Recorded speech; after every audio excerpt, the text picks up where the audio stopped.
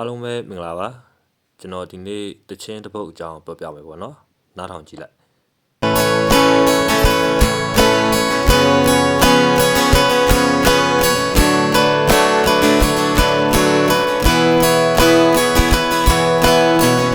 ဒီတချင်းပေါ့နော်တီးလုံးတန်ကြားလိုက်တာ ਨੇ ဒါဆိုတော့ဂျီလက်ဆိုတာတဲ့ခဏတာဆိုတဲ့တချင်းမှန်တော်တော်များများသိရပေါ့နော်ကျွန်တော်တို့2008 2009ခုနှစ်လောက်ကဖြစ်မယ်ဗျ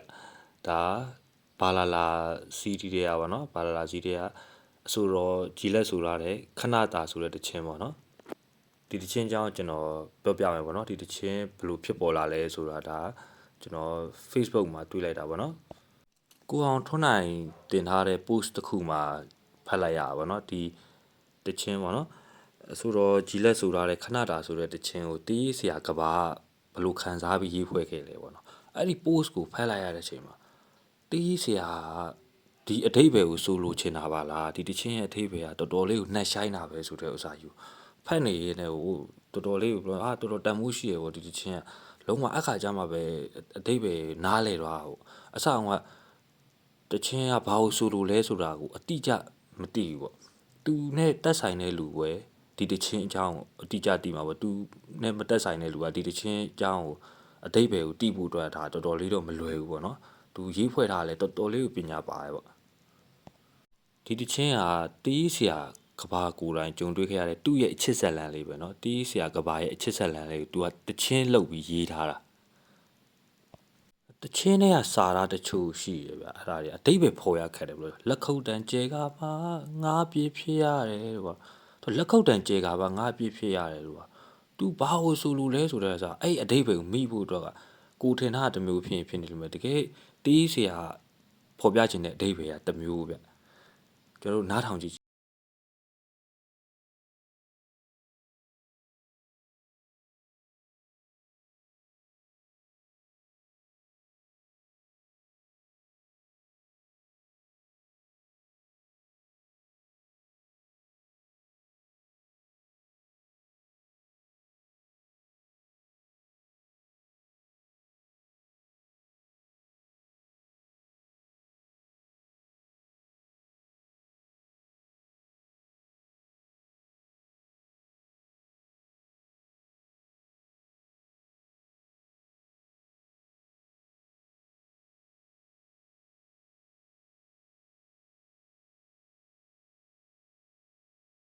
လက်ခုပ်တန်ကြေကာမှငါပြစ်ဖြစ်ရတယ်ဆိုတဲ့စာသားပေါ့နော်အဲ့စာသားတီးစရာကဘာလို့ဆိုလို့ကျင်တာလဲဆိုတော့လက်ခုပ်ဆိုတာနှစ်ဖက်တီးမှမြည်တာပေါ့နော်တစ်ဖက်တည်းတီးရင်မမြည်ဘူးသူတို့နှစ်ယောက်ရဲ့အချစ်ဇလန်လေးကသူတို့နှစ်ယောက်လုံးမားလုပ်ခဲ့ကြတယ်ဒါပေမဲ့ဆွေမျိုးတွေအတိုင်းဝိုင်းတွေကြားထဲမှာလူတိရှင်ကြားဖြစ်သွားတဲ့ခါမှာတီးစရာကဘာပဲသူပဲအမားလုပ်တာပေါ့ကောင်မလေးနဲ့မဆိုင်ဘူးပေါ့သူ့အပြစ်ဖြစ်ရတယ်ပေါ့အဲဒါကြောင့်လက်ခုပ်တန်ကြေကာမှငါပြစ်ဖြစ်ရတယ်လို့ဒီစာသားလေးကိုသူကထည့်ရေးရပါတော့သူ့ရဲ့ဆိုလိုရင်းအထိပ္ပယ်အရန်ကောင်းတယ်ကျွန်တော်ဇလန်းအောင်အစဆုံးပြောပြမယ်တီးဆရာကဘာရဲ့ချစ်တူကောင်မလေးပေါ့နော်ဒီဇလန်းတွေကတချင်းတွေကကောင်မလေးကတော်တော်လေးချောတယ်ပေါ့ကိုရီးယားမင်းသမီးပုံစံလိုမျိုးကိုလာတယ်တဲ့အကောင်မလေးနဲ့တီးဆရာကဘာနဲ့ကျူရှင်တစ်ခုမှစုံတွေ့ခဲ့ကြတက္ကသိုလ်ဒုတိယနှစ်မှာပေါ့တီးဆရာကဘာအကောင်မလေးကိုရီးစားစကားပြောခဲ့ချစ်တယ်ဆိုတဲ့အကြောင်းဖွင့်ပြောခဲ့ပေါ့နော်ရီးစားစကားပြောပြီးတစ်နှစ်လောက်ကြာတက္ကသိုလ်တတိယနှစ်မှာပြန်တွေ့တော့ကောင်မလေးကလည်းတီးဆရာကဘာကိုချစ်တယ်ဆိုပြီးတော့အဖြေပြန်ပေးခဲ့တယ်အဲ့ဒီအဖြေပြန်ပေးတဲ့နေ့မှာပဲကောင်မလေးကထူးဆန်းတဲ့ကိစ္စတစ်ခုပါတီးဆရာကဘာကိုပြောပြခဲ့ပေါ့နော်အဲ့ကိစ္စကတော့ကောင်မလေးမှာချစ်တူကောင်လေးရှိနေပြီးသားအဲ့ကောင်လေးကကောင်မလေးနဲ့ကောင်မလေးအိမ်တုံးဖို့အတွက်ဆိုပြီးတော့တလောက်3တိန်းထောက်ပံ့ပေးရဆိုတဲ့အကြောင်းလည်းသူကပြောပြအဲ့ချိန်မှာတီးဆရာကဘာရဲ့လာတာတလားမှ3000ပဲရတယ်သူကအတန်ဖန်စတူဒီယိုတစ်ခုမှအလုပ်လုပ်တယ်အတန်ဖန်အင်ဂျင်နီယာဖြစ်အလုပ်လုပ်တယ်ပေါ့တလား3000ပဲရတယ်ကောင်မလေးကသူ့ရဲ့အရင်ဇလန်းကိုလည်းနားလည်ပေးဖို့တီးဆရာကဘာကိုပြောတာပေါ့တီးဆရာကဘာကိုကောင်မလေးကဘာလို့အဖြေပြန်ပေးရလဲဆိုတော့တနာလို့အဖြေပြန်ပေးရတဲ့တီးဆရာကောင်မလေးရဲ့အရင်ဇက်လန်ကိုလည်းသူကချစ်တဲ့စိတ်နဲ့နားလည်ပေးခဲ့တယ်ကောင်မလေးရဲ့အခြေအနေတွေအကုန်လုံးသူလက်ခံပေးခဲ့တယ်သူကလက်ခံပေးရုံတော့မဟုတ်ဘူးသူရတဲ့လစာ3000နဲ့ကနေ1000ခွဲကိုကောင်မလေးကိုသူကပေးခဲ့သေးတာပေါ့နော် သူကလည်းကောင်မလေးကိုချစ်တဲ့စိတ်နဲ့အရာအလုံးလိုက်လုပ်ပေးခဲ့အမှတရက်ကြတော့သူတို့ရဲ့အချစ်ဆက်လန်လေးကပြက်တာတက်ရောဘလို့ပြက်တာတက်လဲဆိုတော့သူတို့နှစ်ယောက်ချစ်သူတွေဖြစ်နေတဲ့အကြောင်းကိုဂျပန်ကကောင်မလေးရဲ့ချစ်သူကတိသွားတာပေါ့ဂျပန်ကကောင်လေးတိသွားတဲ့ခါမှာကောင်မလေးကတီးဆရာကိုအဲ့ပြက်တာကိုရှင်းခိုင်းတယ်ပေါ့ဘလို့ရှင်းခိုင်းလဲဆိုတော့ကောင်မလေးရဲ့အိမ်ကိုတီးဆရာကိုခေါ်သွားကောင်မလေးရဲ့အိမ်မှာကောင်မလေးရဲ့မိဘတွေရဲ့ဂျပန်သူ့ချစ်သူကောင်လေးရဲ့မိဘတွေရဲ့ရောက်နေတဲ့အချိန်မှာဖုံးဆက်ခိုင်းတယ်ပေါ့နော်သူ့ကောင်လေးနဲ့ဖုံးပြောခိုင်းတယ်ဂျပန်ကကောင်လေးနဲ့ဖုံးပြောခိုင်းတယ်သူကဖုံးဘလို့ပြောခိုင်းလဲဆိုတော့ဒီအချစ်ဆက်လန်းကကောင်မလေးနဲ့တကယ်မကြိုက်ဘူးပေါ့တီးဆရာကပဲတစ်ဖက်တက်ဖြစ်နေပြီးတော့တည်င်းလွင်နေတာပေါ့ချစ်သူတွေဖြစ်ပါတယ်ဆိုပြီးတည်င်းလွင်နေကောင်မလေးကတိလည်းမတိဘူးစိုင်လည်းမဆိုင်ဘူးအဲ့လိုပြောခိုင်းတယ်အမှတီးဆရာလည်းဖုံးထဲကနေဖုံးဆက်ပြီးပြောတာပေါ့နော်ဒီဆက်လန်းဒီကောင်မလေးနဲ့မဆိုင်ဘူးသူနဲ့ပဲဆိုင်တယ်အဲ့ကောင်မလေးနဲ့သူနဲ့ချစ်သူတွေမဖြစ်ကြဘူးသူကချစ်သူတွေဖြစ်တယ်ဆိုပြီးတော့ရှောက်ပြောတာပေါ့အဲ့ချိန်မှာဂျပန်ကောင်လေးကလည်းဖုံးထဲကနေတီးဆရာကိုလန်ဆဲရပေါ့မင်းကအချောက်ပေါ့မင်းသူများကောင်မလေးကိုမရဘဲနဲ့မဟုတ်တာတွေရှောက်ပြောတယ်ဘာဖြစ်တယ်ညာဖြစ်တယ်ပေါ့နော်အဲ့လိုအပုတ်ချလို့သူနဲ့ချစ်သူတွေဖြစ်ပြီးတည်င်းလွင့်နေတဲ့အကြောင်းမလို့ဖုံးထဲကနေဆဲတာပေါ့အဲ့ချိန်မှာတီးဆရာကဘာကလည်းဘယ်လိုလူများအလဲမှာအဆက်ရပါပေါ့နော်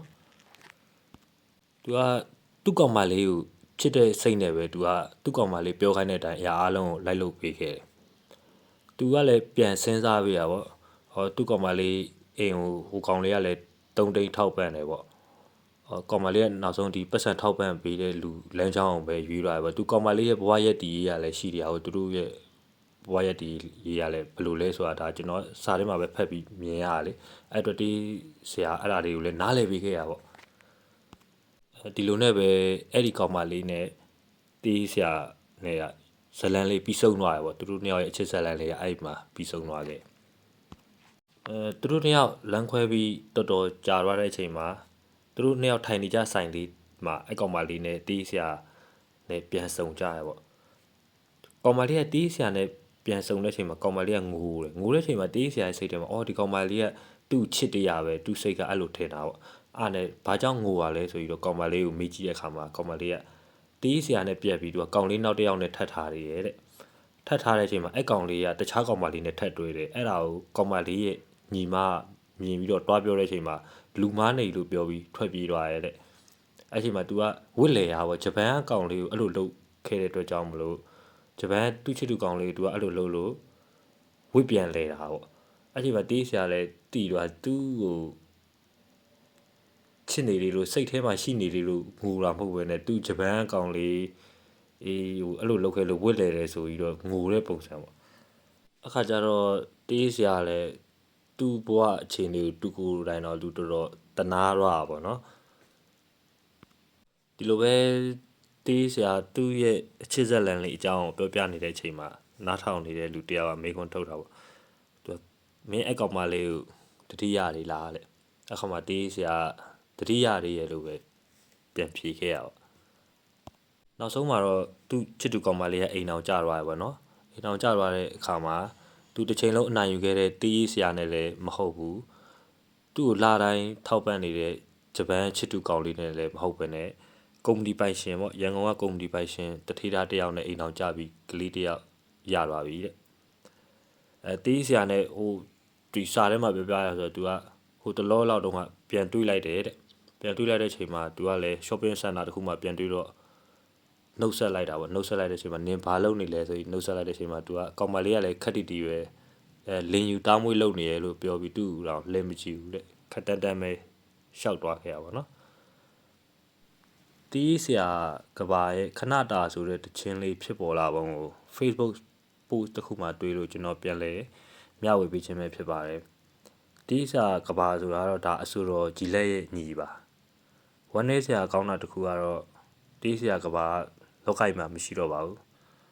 2019ခုနှစ်မတ်လ4ရက်နေ့မှာကွယ်လွန်သွားခဲ့ပါပြီမိတ်ဆွေတို့တော့ဘယ်လိုလဲမသိဘူးကျွန်တော်ကတော့တချင်းတစ်ပုတ်ကိုကြိုက်ပြီဆိုရင်တချင်းရေးတဲ့ဆရာပေါ့တေးရေးဆရာဘယ်လိုလဲဆိုတာကျွန်တော်အရင်သိချင်တယ်ပြီးတော့တ တချင်းတစ်ပုဒ်ကိုနားထောင်နေနဲ့တီးဆရာဘာကိုပြောချင်တာလဲဒီစာသားကဘာကိုပြောချင်လဲဆိုတော့စာအရင်တိချင်တယ်တီးဆရာပြောချင်တဲ့အဓိပ္ပာယ်ကိုတိပြီးတီးဆရာဒီတချင်းကိုဘာကြောင့်ရေးဖွဲ့ထားလဲဘလို့ဇလန်းလေးကိုရှိလို့ရေးဖွဲ့ထားလဲဆိုတော့ဇလန်းကိုဖတ်ပြီးတော့အဲ့တချင်းနားထောင်ပို့ပြီးအရတာရှိရပို့ပြီးတော့အဓိပ္ပာယ်ရှိရပါလုံးဝ perfect ပဲအဲ့ဒီအရတာအရင်မိုက်တယ်အခုလေဒီပေါ့နော်အဆိုတော်ကြည်လက်ဒီဆိုထားတဲ့ဒီခဏတာဆိုတဲ့တချင်းလေးရဲ့ဇလန်းကိုတိပြီးသွားဆိုမိတ်ဆွေတို့လည်းအဲ့တချင်းကိုတွားနားထောင်ကြည့်လိုက်အရတာအရင်ကောင်းတယ်ပေါ့ပြမျက်လုံးထဲမှာပါသူ့ရဲ့ဇလန်းတွေကိုမြင်အောင်လာအခုလိုနားထောင်ပြီးတဲ့အတွက်အားလုံးကျေးဇူးတင်ပါတယ်